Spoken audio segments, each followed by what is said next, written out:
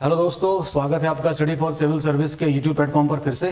और उम्मीद करता हूं मैं कि आप लोग अपने आंसर राइटिंग की प्रैक्टिस लगातार कर रहे होंगे और स्टडी फॉर सिविल सर्विस के मटेरियल को ढंग से यूटिलाइज भी कर रहे होंगे। आंसर राइटिंग देखा जाए तो हम कह सकते हैं कि सबके अलग अलग विचार निकल के आते हैं।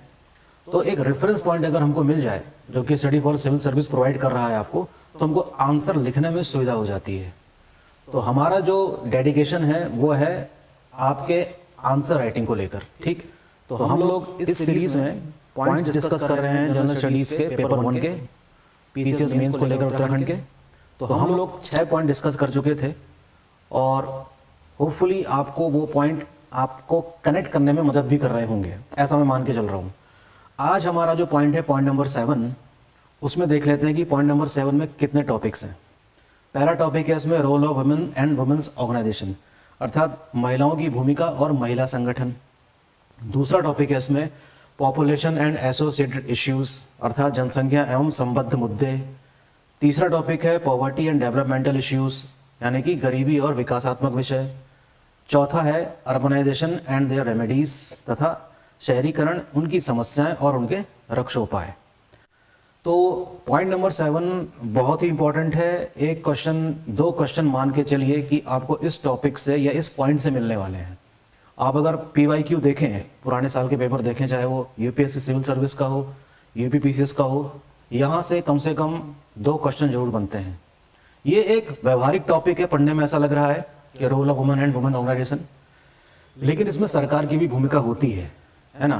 तो अगर हमें वो सारे पॉइंट्स मिल जाएं रेफरेंस के रूप में, तो आंसर लिखने में कोई दिक्कत नहीं होगी। तो इस पे छोटी सी चर्चा कर लेते हैं कि role of women and women organisation में हमें कौन कौन से पॉइंट को कवर कर लेना चाहिए। ठीक है, पहला है role of women in society, अर्थात समाज में महिलाओं की भूमिका। तो इस पॉइंट को समझने के लिए हमें देखिए कुछ पहलुओं को ध्यान में रखना होगा। एक तो उनका ऐतिहासिक परिप्रेक्ष्य देखना होगा, हिस्टोरिकल जो बैकग्राउंड है वो, प्राचीन काल से लेकर मध्यकाल और फिर आधुनिक काल में, और फिर विश्व के संदर्भ में भी अगर हमें ये सारी चीज़ें पता हैं तो आंसर लिखने में कोई दिक्कत नहीं होगी। और करंट जो पर्सपेक्टिव है इसको भी ध्यान में रखकर हमें कई चीज़ें पता होनी चाहिए। यहाँ इस टॉपिक से ये क्वेश्चन नहीं आएगा कि वैदिक काल में महिलाओं की क्या भूमिका थी, जी नहीं, लेकिन उस बैकग्राउंड के बारे में हमको पता होना चाहिए। इस टॉपिक से जो क्वेश्चन बनेगा वो करंट सिनेरियो को लेकर ही बनेगा, चाहे तो आप पुराने पेपर उठाकर देख लीजिए। ओके, वुमेन एम्पावरमेंट यानी कि महिला सशक्तिकरण उत्तराखंड लोक सेवा आयोग का ये फेवरेट टॉपिक रहा है। इसमें आंसर राइटिंग भी आती है और निबंध तक आ जाते हैं। तो वुमेन एम्पावरमेंट आंसर के रूप में भी आप लिख सकते हैं 100 वर्ड्स में, 150 वर्ड में, और निबंध के रूप में भी यानी कि ऐसे राइटिंग में भी 1200 वर्ड यूपीएससी के केस में। और उत्तराखंड में ऐसे राइटिंग की जो शब्द सीमा होती है वो और कम होती है। लिटरेचर यानी कि साहित्य में क्या भूमिका है तथा उनका सामाजिक रोल किस प्रकार से करंट सिनेरियो में हमको देखने को मिलता है। तो अगर हम छोटी चर्चा करें प्राचीन काल की, अगर महिलाओं की भूमिका को देखा जाए, तो अगर मैं वैदिक काल से शुरू करूं या उससे पहले सिंधु घाटी सभ्यता से शुरू करूं, तो हमको पता चलता है कि महिलाओं की स्थिति अच्छी थी, अच्छी स्थिति थी। समाज में उनका उचित सम्मान था और उनको यज्ञोपवीत संस्कार के भी अधिकार थे। वैदिक काल में बड़े भले दिन रहे होंगे कि जब महिलाओं को भी सक्रिय भूमिका में, मतलब कह सकते हैं, वो पार्टिसिपेट करने का मौका मिलता था। महिलाओं की भूमिका में अगर पार्टिसिपेशन है तब तो मान सकते हैं कि हाँ, महिला कुछ रोल प्ले कर रही है किसी नीति निर्माण में। लेकिन प्राचीन काल में, वैदिक काल के बाद जैसे ही हम उत्तर वैदिक काल में आते हैं तो हम देखते हैं कि महिलाओं की जो भूमिका है, जो पार्टिसिपेशन है, वो थोड़ा देखते हैं कि उसमें कमी आ जाती है। ठीक है, इसमें कई सारे उदाहरण भी हैं हमारे पास उत्तर वैदिक काल में, है ना, बृहदारण्यक उपनिषद में। फिर हम जब बढ़ते हैं आगे मौर्य काल में, तो भी एक सम्मानजनक स्थिति हमको देखने को मिलती है महिलाओं की। लेकिन जैसे गुप्ता पीरियड आता है, पितृसत्तात्मक व्यवस्था और भी ज़्यादा मजबूती से स्थापित होती है। वहाँ पर हम देखते हैं कि वुमेन्स जो हैं वो बैकग्राउंड में चली जाती हैं। ठीक है, तो वहाँ पर ये देखने को मिलेगा कि उनकी भूमिका बहुत ही सीमित हो गई। हाँ, माँ के रूप में एक सम्मान बना हुआ था, लेकिन नीति निर्माण में, डिसीजन मेकिंग में उनका कोई रोल नहीं था। मेडिवल पीरियड में हम जाएंगे तब तो स्थिति और भी खराब होते हुए नजर आएगी आपको। ठीक है, the condition of woman keep on deteriorating in the medieval period. Medieval period में तो कुछ खास था ही नहीं जिसके लिए महिलाओं के बारे में कुछ अच्छे शब्द लिखे जा सकें। महिलाओं के बारे में अच्छे शब्द लिखे जा सकते हैं, उनकी भूमिका एक प्रकार से क्या थे, नहीं के बराबर थी। मॉडर्न पीरियड में हम जरूर देख सकते हैं कि जो वुमेन्स का पार्टिसिपेशन था इंडियन स्ट्रगल में, वहां पर उनकी भूमिका देखी जा सकती है, लेकिन वो भी सीमित ही है अगर हम तुलना करें उसकी किससे, पुरुषों के भूमिका से। लेकिन फिर भी कुछ एक नाम हमको मिल जाएंगे फ्रीडम स्ट्रगल में। कांग्रेस की स्थापना के बाद जब इंडियन नेशनल मूवमेंट की शुरुआत होती है तो हम देखते हैं कि महिलाओं ने कई सारे आंदोलनों में बढ़ चढ़कर हिस्सा लिया। पहला एग्जाम्पल दे सकते हैं हम इसमें स्वदेशी मूवमेंट का, दूसरा एग्जाम्पल दे सकते हैं बड़े आंदोलनों में नॉन कोऑपरेशन मूवमेंट का, इसी प्रकार से सविनय अवज्ञा आंदोलन, इसी प्रकार से क्विट इंडिया मूवमेंट एक सक्रिय भूमिका नजर आती है। लेकिन फिर अगर हम तुलना करेंगे तो पाएंगे कि इनकी संख्या पुरुषों की संख्या के सामने कुछ भी नहीं है। यहाँ तक कि जब संविधान सभा की बैठकें चल रही थी 1946 के बाद, जब कॉन्स्टिट्यूएंट असेंबली बनी, तो उसमें हमको सिर्फ सरोजनी नायडू ही नजर आ रही हैं, है ना, जो महिलाओं का प्रतिनिधित्व कर रही हैं। ठीक, तो हम देख सकते हैं कि महिलाओं की भूमिका प्राचीन काल से लेकर आधुनिक काल तक नजर तो आती है, लेकिन इनका कोई खास इम्पैक्ट नहीं था। विश्व इतिहास में चाहे आप कोई सा भी देश उठाकर देख लें, सभी जगह लीडर्स जो बने हैं वो पुरुष ही बने, चाहे यूरोप उठा लो, चाहे अमेरिका उठा लो, इक्का दुक्का को छोड़ के। हाँ, महारानी एलिजाबेथ की तो बात ही कुछ और थी, सबसे लंबे समय तक शासन करने वाली शासिकाओं में से एक है। लेकिन फिर भी इसका मतलब ये नहीं है कि महिलाओं की स्थिति एक समान रही हो सभी विश्व के सभी हिस्सों में। तो ये तो रहा इसका हिस्टोरिकल पर्सपेक्टिव, जो मैं मान के चल रहा हूँ कि आपको कई चीज़ें इसमें से पता होंगी। ठीक है, भारत आज़ाद हुआ, सरकार ने कुछ कदम उठाए, महिलाओं की भूमिका को सुनिश्चित करवाया, कम से कम वोट देने का अधिकार तो मिला ही अधिक महिलाओं को। जब पहली बार वोटिंग हुई होगी तो कम से कम सरकार बनाने में महिलाओं की भूमिका स्पष्ट हुई। हम ये भी कह सकते हैं कि किस प्रकार से महिलाएं जो हैं लगभग आधी आबादी का प्रतिनिधित्व कर रही होती हैं। They are representing about 50% of population, about 50% of population of India. तो उनका रोल होना चाहिए, तभी जाकर हम देख सकते हैं कि कोई देश विकास तभी कर सकेगा जब उसमें महिलाओं की सक्रिय भूमिका हो, उनका लिटरेसी रेट अच्छा हो। तो आज़ादी के बाद थोड़ी तस्वीर बदली, लेकिन भारत के कई सारे हिस्से में हम देखते हैं कि कंजर्वेटिव जो समाज था उन्होंने खुद एक बाधा का काम किया है और महिलाओं को आगे बढ़ने से रोका है। समाज भी कम जिम्मेदार नहीं है महिलाओं के प्रति। जो ये दोहरा रवैया था, इसमें समाज जो पितृसत्तात्मक समाज है, तो पैट्रियार्कल सोसाइटी है, ये कम जिम्मेदार नहीं है। इनफैक्ट सबसे अधिक जिम्मेदार यही है। फिलहाल 70 का दशक आया, 80 का दशक आया, तब एक विचारक का मुझे नाम याद नहीं आ रहा है, लेकिन वो कहता है कि महिलाएं सोच भी सकती हैं, womens can be a thoughtful person. ये बात समाज को 1970 के दशक के बाद पता चली, है ना। तो आप समझिए कि कितनी लेट जाकर पता चल रहा है कि महिलाएं भी सोच सकती हैं, थॉटफुल पर्सन हो सकती हैं, और एक भूमिका उनकी भी सुनिश्चित की जा सकती है। इंदिरा गांधी प्राइम मिनिस्टर बनती हैं, एग्जाम्पल सेट होता है कि हाँ भैया बहुत बड़ी बात है। लेकिन इंदिरा गांधी के प्रधानमंत्री बन जाने की वजह से ही क्या महिलाओं की स्थिति में सुधार आ गया होगा? मुझे नहीं लगता, नहीं आया। बहुत धीमी गति से विकास जारी था। महिलाएं जब पढ़ना लिखना शुरू करती हैं, इंग्लिश मीडियम स्कूल में जाती हैं, तब जाकर उनको अपने अधिकारों के बारे में पता चलता होगा और तब जाके वो डिसीजन मेकिंग की भूमिका में आती होंगी। लेकिन ये जो सुधार था, इसकी गति बहुत ही धीमी थी, बहुत ही धीमी गति से। 1991 के बाद जब ग्लोबलाइजेशन का युग शुरू होता है, तब उसका इम्पैक्ट हमको जरूर देखने को मिला। ठीक है, और आज के डेट में भी जब ये मौजूदा सरकार है, बेटियों को लेकर कई सारे अभियान चलाए जा रहे हैं, बेटी बचाओ बेटी पढ़ाओ आंदोलन। ठीक है, ये एक प्रकार से गवाही है किस चीज़ की, कि महिलाओं की स्थिति ठीक नहीं है। इसीलिए सरकारों को हमेशा महिलाओं की स्थिति को ध्यान में रखकर योजनाएं बनानी पड़ती हैं। इसका सर्वोत्तम उदाहरण क्या है? बेटी बचाओ बेटी पढ़ाओ आंदोलन।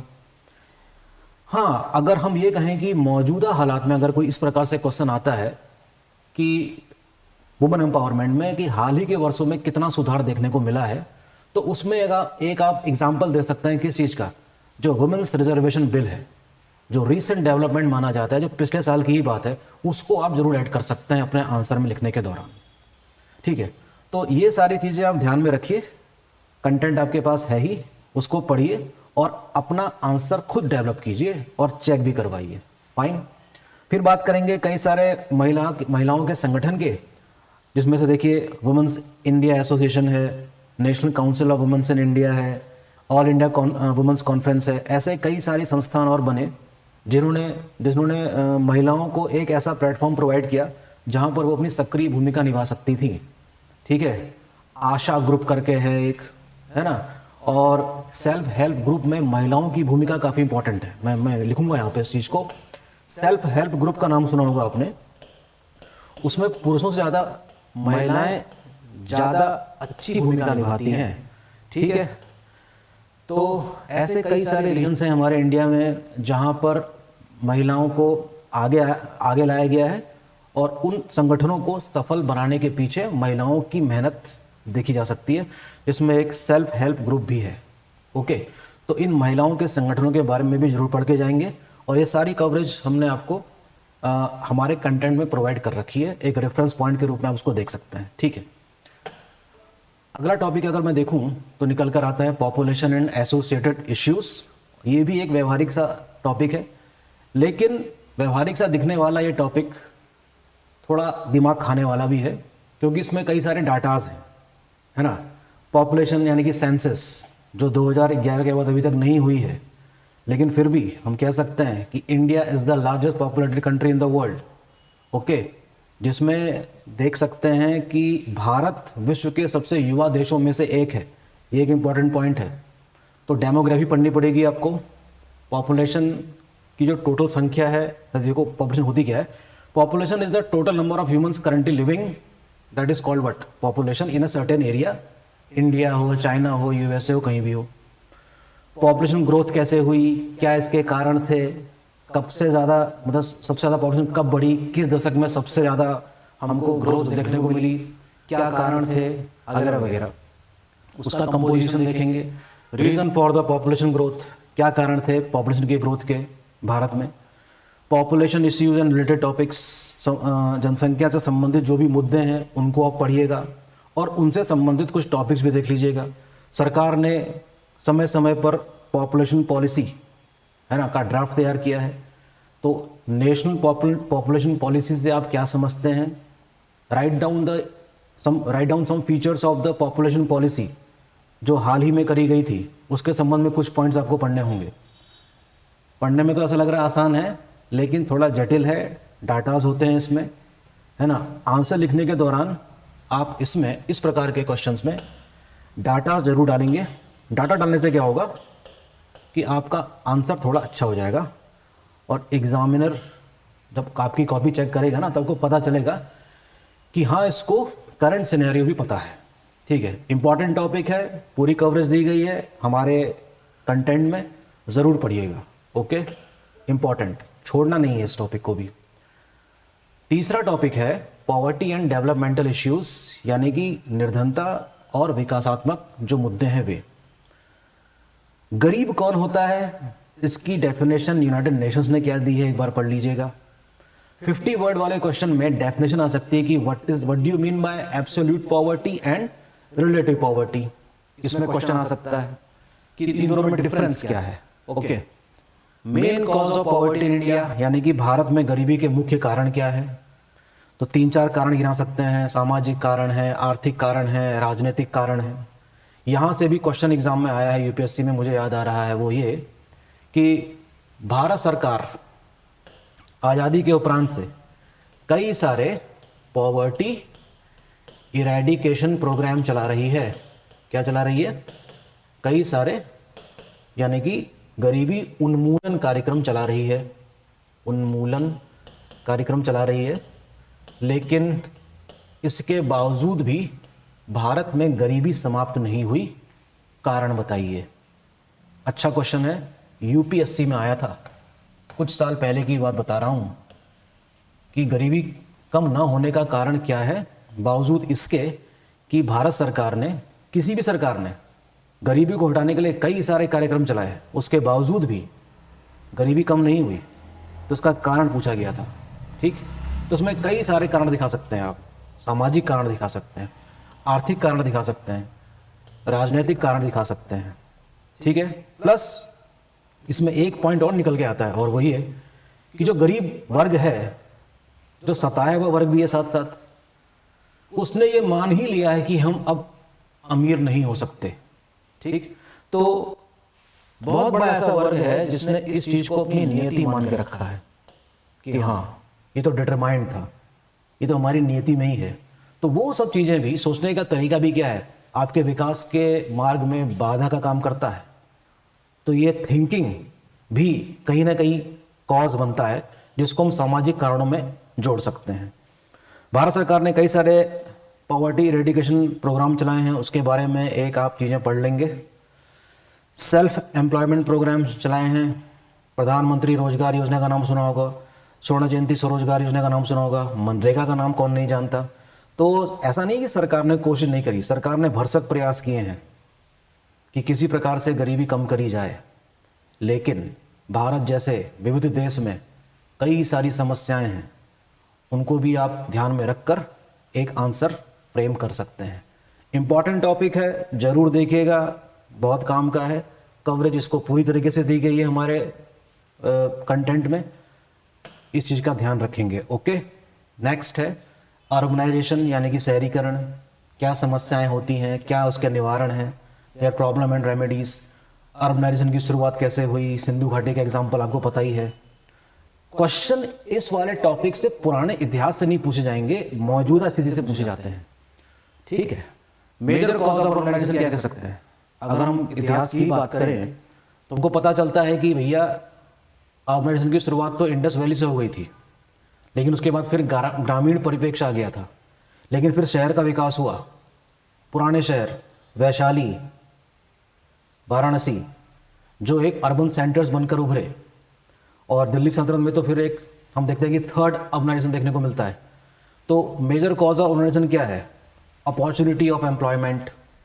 ठीक है, ये एक बहुत बड़ा कारक बनता है, जो आपको शहर में ज़्यादा मिल रहा होता है और गाँवों में कम संभावना रहती है, तो ये आप गिना सकते हैं।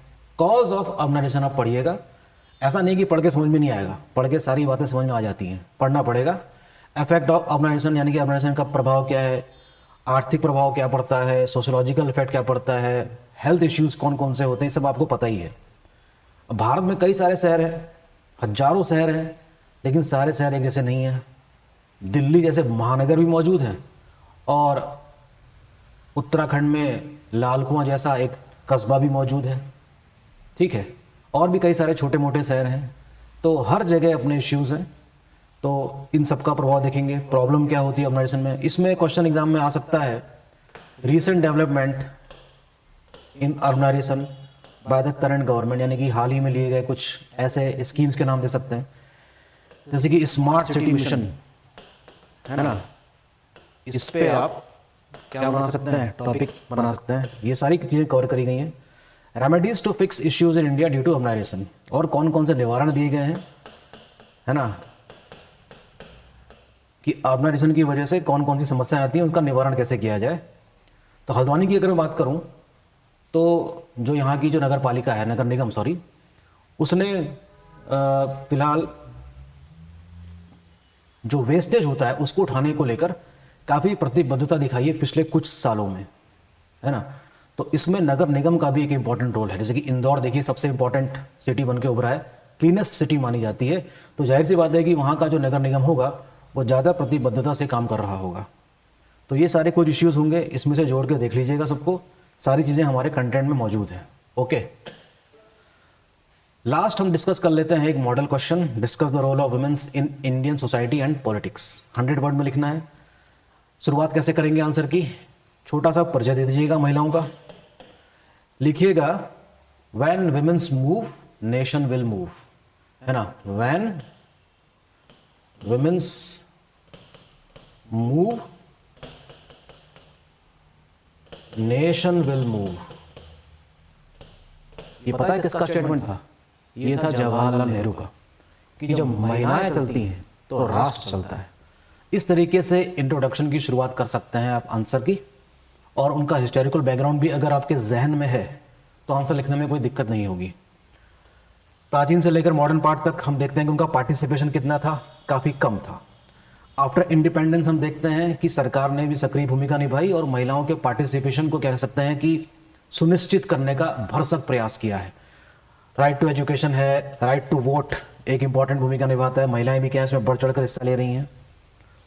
धीमी गति से हुआ है लेकिन हो रहा है। Okay, role condition of education among womens, जबकि हम देखते हैं कि लिटरेसी रेट जो महिलाओं का है पुरुषों की अपेक्षा काफ़ी कम है, अभी भी सिर्फ 65%, जबकि पुरुषों का कितना लगभग 84% है। ठीक है, गवर्नमेंट की भूमिका इसमें नजर आती है हमको स्पष्ट। सर्व शिक्षा अभियान का जिक्र कर सकते हैं आंसर लिखने के दौरान। आपको आंसर बांधना है, ये सारे पॉइंट्स रहेंगे। देयर पार्टिसिपेशन इन वर्कफोर्स, यानी कि महिलाएं की जो भूमिका है, महिलाओं की